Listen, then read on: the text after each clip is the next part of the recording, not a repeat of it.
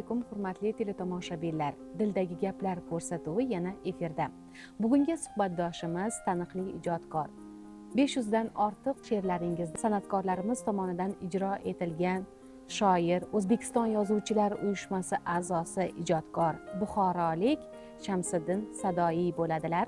Assalomu alaykum. Xush kelibsiz. Ustoz, birinchi navbatda suhbatimizni sizni tanitgan, elga mashhur qilgan she'rlaringizdan birini tinglashdan boshlasak. O'zbekistonda tanitgan qo'shiq she'rlarimni qo'shiqqa solingan she'rlarimdan biri O'zbekiston xalq artisti Nuriddin Haydarov rahmatlidir. Davlating borida she'ri qo'shiq bo'lgan. Davlating borida, avjing zo'rida, yo'qlab kelar hatto begonalar ham. Davlating yo'g'ida, baxting sho'rida, saloming olmaydi devonalar ham. Davlating borida, uying to'rida, oyog'ing o'parlar mastonalar ham. Chirog'ing o'chganda do'stga do'st hatto, ko'changdan uchmaydi parvonalar ham.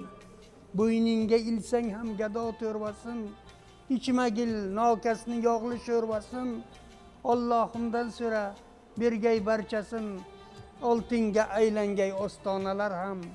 Kecha yonginamda yurganding yayrab, ko'zim oynasida sochlaring tarab, bugun izlaringdan qoldimki qarab, demak rost ekanda afsonalar ham. Yulduzday bir yondim, o'charman jonim, hijron yo'q joylarga ketarman jonim. Sadoidan yodgor senga bu qabrim, sarg'aygan daftarim, taronalar ham. Rahmat. Chindan ham ushbu qo'shiq juda ham ko'p yurtdoshlarimizning qalbidan o'rin olgan deb bemalol ayta olamiz. Umuman olganda she'r qayg'udan, quvonchdan yaraladi deyishadi. Siz buni qanday izohlaysiz va bunga qanday qaraysiz? She'r sokin damlarda yaraladi. She'r ba'zan gohida juda bir og'ir qayg'uga, alamga tushganda she'r paydo bo'lishi mumkin. She'r paydo bo'ladi, quvonch, hayajoni yuragingizga sig'may osmonlarga toshib chiqqan payt she'r paydo bo'ladi. She'r paydo bo'lishda ming bir sir sinoati bor. U yuqoridan Alloh tomonidan beriladi. She'riyat haqida yana so'zim shuki, rahmatlik ustozim, buyuk shoir Abdulla Orif aytganlaridek, sen go'yo erta yo roman yozishga ko'nglingga, xayolingga ketirma Shamsiddinjon. Sen faqat she'r yoz, g'azal yoz. Chunki sen yurish turishing, qayg'u g'am chekishing yoki sarxush bo'lib yurishing shoirona, she'riyatga bog'liq degan edilar. Shu nuqtai nazardan 10ta kitobim nashr etildi. Buxoro taronalari nomli saylama kitobim shu Buxoroni o'zidan nashr qilinyapti. Bu kitob Buxoro haqida, Buxoroni o'tmishi, Buxoroni kelajagi, yangi Buxoro qamrab bo'lgan ichida hamma she'r dostonlarim kiritilgan. Xudo xohlasa yaqin kunlarda yangi yil tabrigi bo'lib xalqimizga, yurtimizga tarqatiladi. Fikrlaringizdan anglash mumkinki, demak, shoir bo'lib inson tug'iladi va yillar davomida u shakllanadi. Xuddi shunday. Nafisaxon shoir bo'lib tug'iladi deganiz rost. Oliygohlarda o'qib shoir bo'lmaydi, misol uchun. Yo ustozga shogird tushib shoir bo'lmaydi. Shoirlik bu ilohiy, ilohdan berilgan bo'ladi. Misol uchun tanlab olaylik, bir kishini 10 ta oliygohni bitirsam, bir ikki qator, ikki misra she'r yoza olmaydi. Bu demoqchimanki, har kasbda o'zi iloh tomonidan beriladi, ilohiyot tomonidan beriladi. Birovni qilgan ishini birov qila olmaydi. Sevgi nima she'rimni o'qib beray, ruxsatlaringiz bilan. Sevgi jayron bolasidir, she'rni ko'rib qochmagan. Sevgi simsim qoyasidir, eshigini ochmagan. Sevgi osmon oyni o'pgan, chiqib bo'lmas qoyadir. Sevgi sening yoningda-yu, yetib bo'lmas soyadir. Sevgi sozdir, mutribolar ishq pardasini topmagan, sevgi nozdir dilrabolar bozor qilib sotmagan, sevgi yulduz necha qo'l uzatib yetmagan, sevgi kunduz sevgi kecha bir-birini o'pmagan, sevgi soqiy uzatgan jom, asal zahar sharobi ham jon berar sadoyiga, ham o'ldirar azobi. Yana bir savolimiz bevosita ijod bilan bog'liq. Adabiyot yoki bo'lmasa she'r qalbdan yaraladi yoki haqiqatni aytadi degan bir fikrlar bor. Siz buni qanday izohlaysiz va bunga qanday qaraysiz? She'riyat haqiqatni aytishi kerak va aytadi. Misol uchun odamlar aytolmagan, dilida tugun bo'layotgan narsalarni she'riyat orqali yuzaga chiqaradi. Bunga tarixdan ham misollar juda ko'p. Hozirda ham shunday. She'riyat bo'lmasa edi, bu hayot bunchalar go'zal bo'lmas edi. She'riyat bo'lmasa edi, bunchalar otash nafas qo'shiqlar dunyoga kelmas edi. She'riyat bo'lmasa hayotda o'zi qizig'i qolmas edi. Yangi Buxoro haqida, yangi O'zbekiston haqida so'zlarimiz isboti bilan bo'lsin degan bir niyat bilan yangi O'zbekistonimsan degan she'rimni o'qib bersam, ruxsatlaringiz bilan.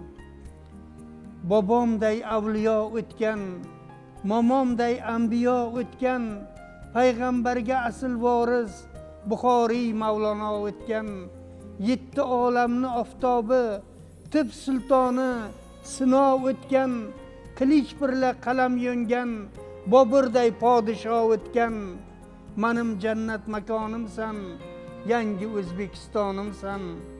Vatan asli shiroq ko'rgan, o'shal dashtu dalam ekan, qonlar tomib qotib qolgan darvozai xo'jand ekan, Temur Malik xanjar tishlab suzib ketgan kemam ekan, Kurdistonda qoni oqqan Manguberdi og'am ekan, manim jannat makonimsan, yangi O'zbekistonimsan.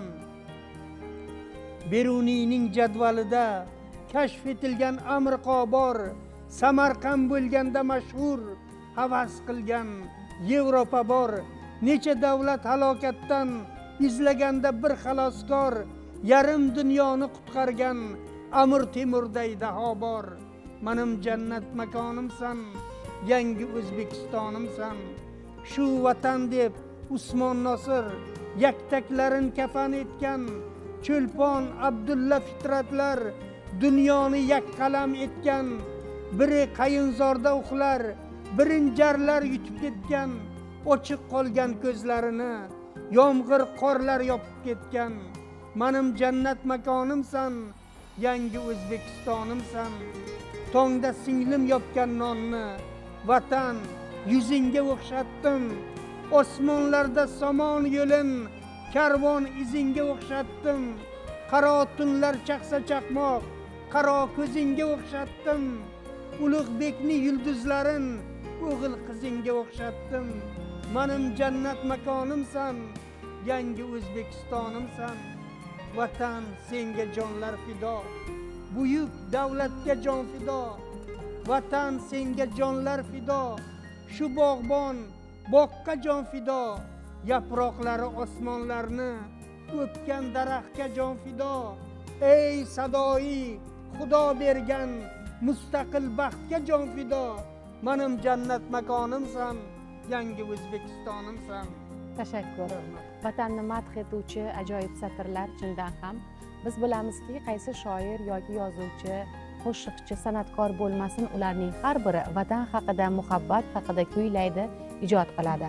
Shu o'rinda ona haqida ham albatta satrlarni bayon etadi. Sizning ijodingizda, sizning satrlaringizda onani madh etuvchi she'rlar ham albatta bo'lsa kerak. Hozir ruxsatingiz bilan shu onajonlar haqida o'zimni onam Hafiza Suyar qizi xotirasiga bag'ishlab yozgan, qo'shiqlarga aylanib ketgan bir she'rimni o'qib bersam. Yetim o'g'loningga quloq sol dunyo, kechalar to'lg'anib yig'lab yotaman. Bir kun baxt omadni toparman, ammo duogo'y onamni qaydan topaman?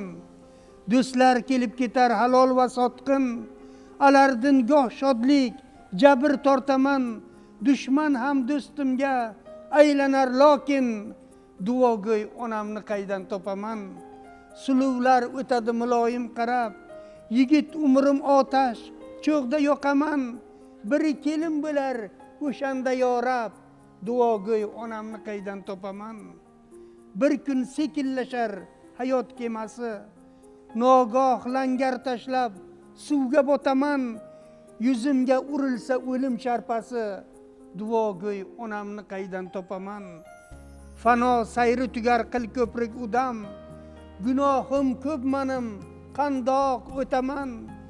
Evoh ey sadoyi do'zaxi bo'lsam, duogo'y onamni qaydan topaman. Haqiqatdan ham bu qo'shiqni barcha yurtdoshlarimiz sevib tinglashadi. Navbatdagi savolimiz ham ijod bilan bog'liq, ham insonni sabr toqati bilan. Inson sabrli, qanoatli bo'lsa kuchli hisoblanadimi yoki kuchli insonlar sabrli, qanoatli bo'ladimi sizningcha? Menimcha bu ikkinchi tasavvuringiz haqiqatga yaqinroq. Sabrli, kuchli kishilar qanoatli bo'ladi.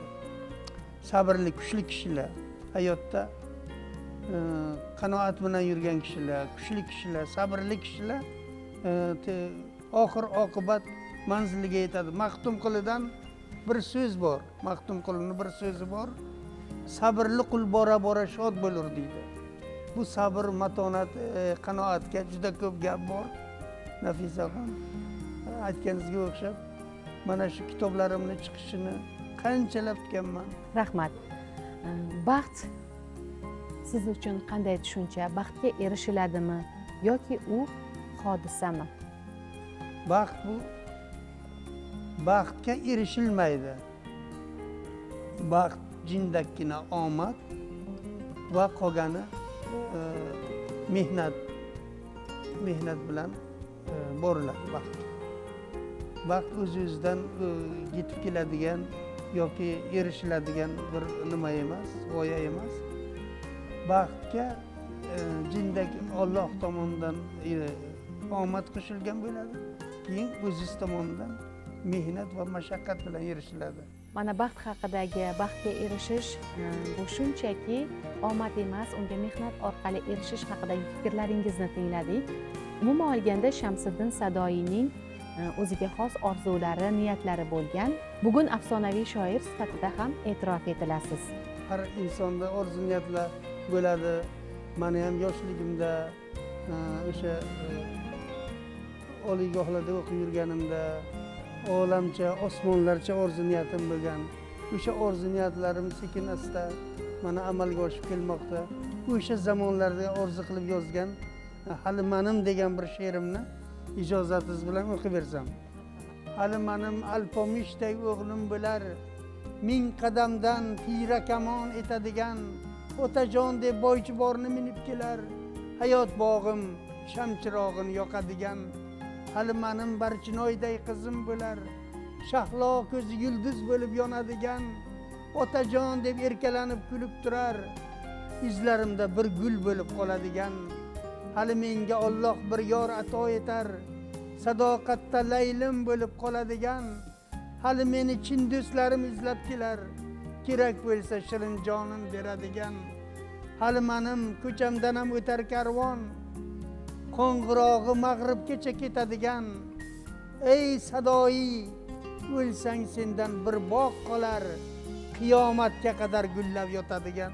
Bolalik eng beg'ubor, eng shirin damlar bo'ladi. Endi u damlarga qaytmoq sarob. U damlarni sog'inib yashaymiz albatta. Mana shu Zarafshon daryosida kechgan yoshligim, bolaligim, shu Zarafshon daryolarini kechib suvlarni kechib yurganlarimiz, qum tuproq yo'llarga yugurib yurganlarimiz, varrak uchirganlarimiz, kurashga tushganlarimiz hammasi ko'z o'ngimdan kino lentaday bir o'taveradi. She'riyat orqali, satrlar orqali o'sha hayajonlarni she'riyatga aylantirib qaytish mumkin. Vatan bu bir so'z bilan aytib bo'lmas bir shunday bir joni jahonki vatanni so'z bilan ifodalash qiyin. So'zdan baland turadi vatan. Vatan insoniyatdan, so'zdan baland turguvchi bir o'z tug'ilib o'sgan tuprog'ingizga bir kun qaytasiz. Ana shu vatan sizni olib keladi. Sizni pul, davlat, boylik olib kelmaydi. Sizni vatan tuyg'usi olib qaytarib olib keladi.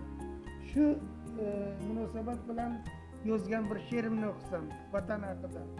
Qalbimga bir dunyo qaytajak qaytsa, dunyodan bir zebo qaytajak qaytsa, zebodan bir savdo qaytajak qaytsa, savdodan bir vido qaytajak qaytsa, sevgi dunyosidan kim bo'lgan obod, armon ayriliqdan kim bo'lgan ozod, toqqa chiqolmasang aylama faryod, tog'lardan bir sado qaytajak qaytsa, men bulbul deganlar bir zog'dir ishon, men tanho deganlar bir puldir ishon, 100 yillarda bir bor Hofiz Otajon Xudoy shukr daho qaytajak qaytsa, mashriqdan mag'ribga sarpoychang bordim, ko'ksimni anorday qon qilib yordim, sadoqat topolmay na do'sti yordan, mendayin bir ado qaytajak qaytsa, tug'ilgan joyingda buloqlar boshqa, sog'inchlar, so'roqlar, chiroqlar boshqa, tug'ilgan joyingda tuproqlar boshqa, sadoyi Buxoro qaytajak qaytsa, sadoyi Buxoro qaytajak qaytsa. Rahmat. Turli mazmundagi, mavzudagi she'rlaringizni tingladik. Muxlislarimiz ham albatta bundan bahramand bo'lishdi. Siz buxorolik ijodkorsiz, Buxoroda tug'ilgansiz. Buxoroni siz bugun qanday his qilyapsiz va uni satrlaringizda qanday ifoda etgansiz? Men 10 kundan buyon ona yurtim Buxoroni kezib yuribman. Mana chiroyli ko'chalar, qayerga borsam yangidan yangi binolar, imoratlar, go'zallik meni maftun etyapti. Buxoromiz yana ham gullab yashnabdi. Buxoro haqida bir g'azal yozdim. Shuni ijozatlaringiz bilan shuni o'qisam. Buxoro so'nmaysan quyoshga mengzab, dunyolar yozacak dostoncha borsan. Buxoro ilmingni ko'tarsa jamlab, samoga yetajak norvoncha borsan. Buxoro tuprog'ing toptadi nekas, armoni yerdan to osmoncha borsan. Chingizni to'xtatgan eranlaringdan tarobiy otgan ul kamoncha borsan. Mang'itlar yo'qolib bosdi qizillar, Fayzullang to'lagan tovoncha borsan. Fayzulla xo'jani qabri qayda deb Maskovlarda yongan o'rmoncha borsan. Sen mulki sharafsan, shahri sharifsan, Al-Buxoriy topgan ming koncha borsan. Seni jon tomiring afshona axir, Shayxul Rais degan unvoncha borsan. Sen o'shal Buxoro sahrolaridan qarab turgan xongul jayroncha borsan. Poyingga bosh egdim oltin ostonam, sadoyiga jonu jahoncha borsan.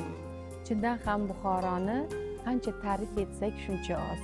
Ilm va ma'rifatga beshik bo'lgan Buxoro hamisha mana shunday satrlarda e'tirof etilaversin deymiz. Inshaalloh. Bugungi suhbatda ishtirok etganingiz, ajoyib satrlarni, she'rlarni o'qib berganingiz uchun sizga tashakkur deymiz. Rahmat.